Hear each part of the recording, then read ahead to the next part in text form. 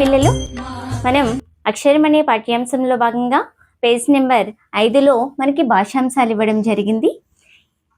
ఆ అనే కాలంలో అర్థాలను జతపరచండి.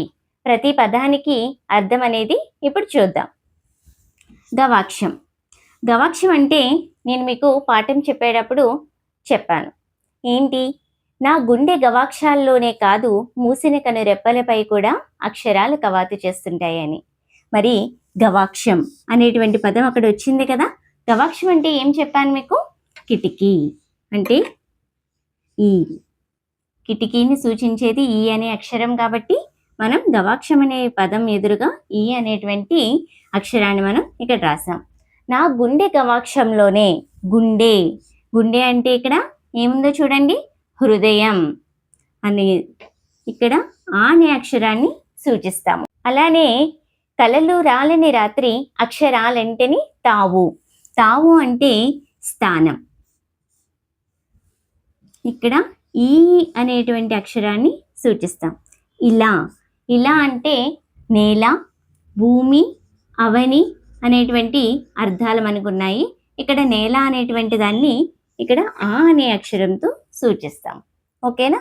గవాక్షం అంటే కిటికీ, తావు అంటే స్థానం, గుండె అంటే హృదయం, ఇలా అంటే నేల లేదా భూమి. ఓకేనా? మనం అర్థాలు నేర్చుకున్నాం కదా. ఇప్పుడు పర్యాయ పదాలని నేర్చుకుందాం. మరి పర్యాయ పదాలు అంటే ఏమిటి?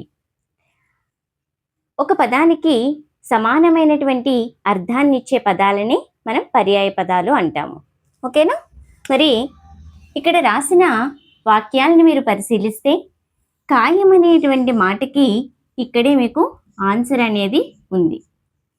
ఒకసారి వాక్యాన్ని చదువుతాను, పరిశీలించండి. శరీర శుభ్రతను పాటించాలి, తనువును ఆరోగ్యంగా ఉంచుకోవాలి.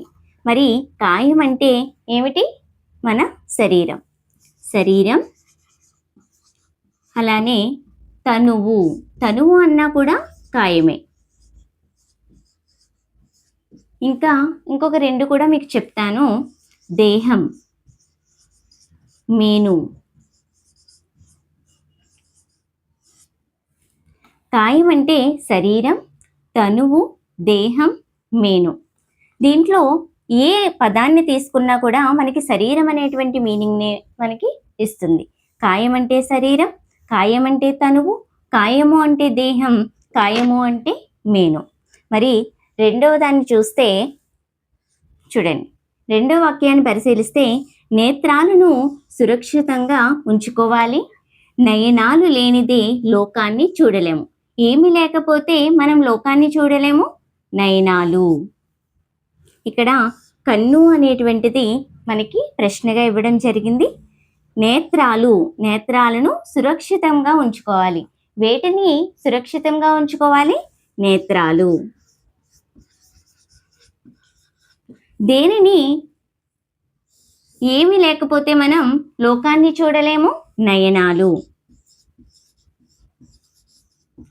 అక్షి, చక్షువు అనేటువంటివి కూడా కన్ను అనే దానికి పర్యాయ పదంగా మనం చెప్పుకోవచ్చు. అమ్మను మించిన దైవం లేదు, మాతను పూజించాలి. ఎవరికి మించిన దైవం లేదు? అమ్మ. తల్లి అంటే ఎవరమ్మా? అమ్మ. ఎవరిని పూజించాలి అంట? మాతని. మాత అన్న తల్లి, అమ్మ అన్న తల్లి జనని.